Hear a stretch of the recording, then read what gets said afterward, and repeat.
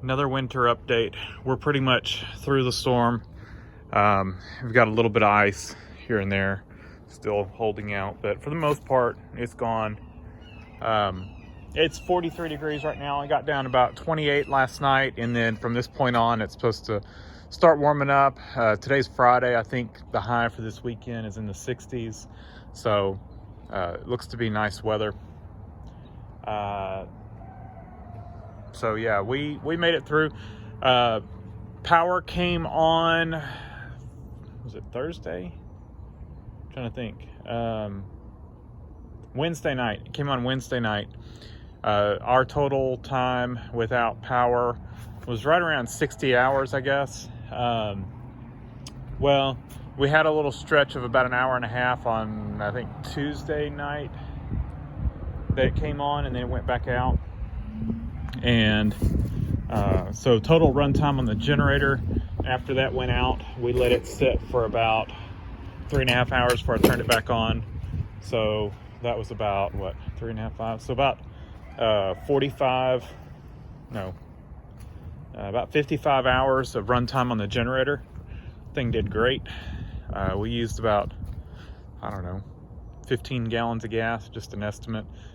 Used about 12, and then I topped it off and went and filled up my 3 gas cans, and didn't have to fill it again before the power came back on. So did real well. Thing did great. Definitely a good investment.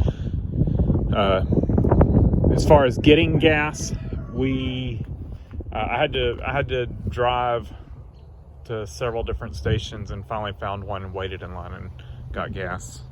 Definitely was kind of a gas shortage. Grocery stores also pretty well picked over, milk, bread, eggs, that kind of thing, cheese, lunch meat, all that stuff is kind of hard to find. I haven't been back. That was on Wednesday. I haven't been back since, so I don't know what it's like now.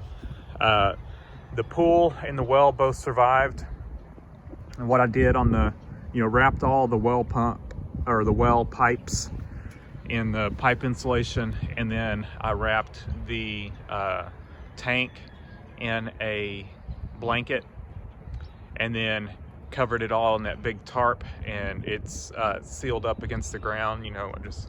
I used some tent stakes and staked it into the ground, then just placed random objects of weight all around it, so it's kind of sealed against the ground, and it's pretty warm in there. And I did not wrap any of the pool pipes.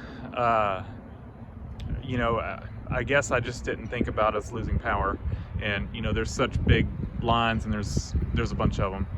You can't really buy pipe insulation for that. We would have had to wrap it in blankets or something, but it seemed to have survived. I've not found any leaks so far. I did unwrap it the other day, checked it out, and could not find any leaks. The pump's running right now, and no leaks. So, thankfully we did okay there. And, maybe that tarp kind of had a greenhouse effect on it and kept things warm. Chicken report. We lost a chicken to a hawk, but not any to the cold. So yesterday a hawk, you can see some feathers there.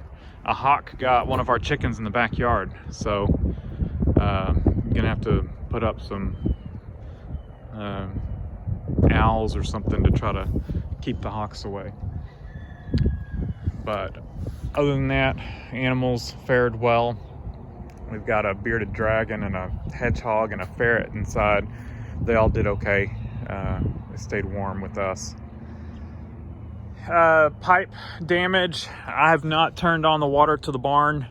I cut it off before the freeze, and then used my air compressor and blew out all the water out of the lines, so it should be okay. But I wanted to wait till our last freeze, which was last night, before I turned it on. So I'll probably try turning that on today and make sure we don't have any pipe damage there. I don't think we will, just because, like I said, I blew the lines out, but there could have been some water left in the lines that could have froze, but I guess we'll see. My parents and grandparents, or grandma, their two houses, grandma's house We turn the water on. They're on city water, and the water pressure right now is extremely low for city water. Our well water, you know, we've got full pressure, but they're on city water, extremely low pressure, but it's good right now, you know, with low pressure to kind of try to find leaks. My grandma's house found one, you know, galvanized pipe that had ruptured and it's got a leak, so we cut the water back off. I'll be fixing that today. It's in her attic. My parents' house, we looked that over. They have copper pipes, or, you know, copper lines, and I could not find any leaks. As far as we can tell, they're leak free. They've got I think 2 chicken coops that we wrapped the pipes, PVC pipe, and they are busted, so we'll need to fix that.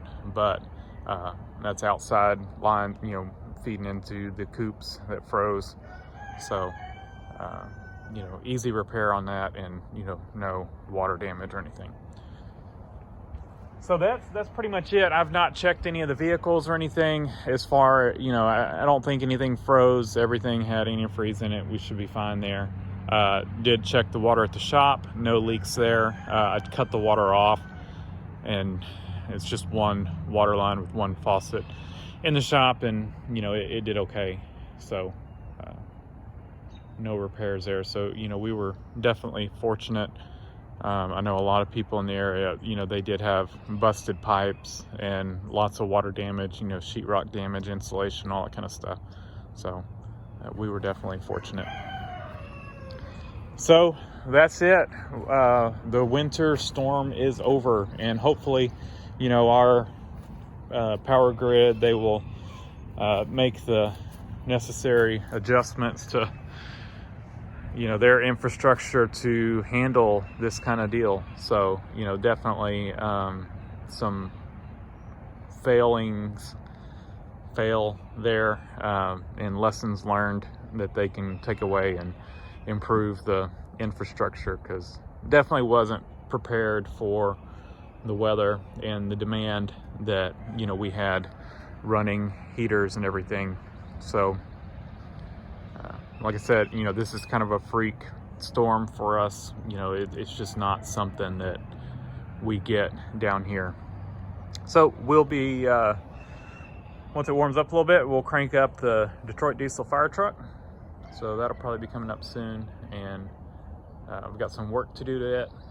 We've got some work to do on the Suburban there. We've got to replace an airbag on it. I'll get to that eventually. Mercedes, it just works. Nothing really coming up on it. Been working from home a lot instead of going into the office, so I'm not really driving it as much as I normally do.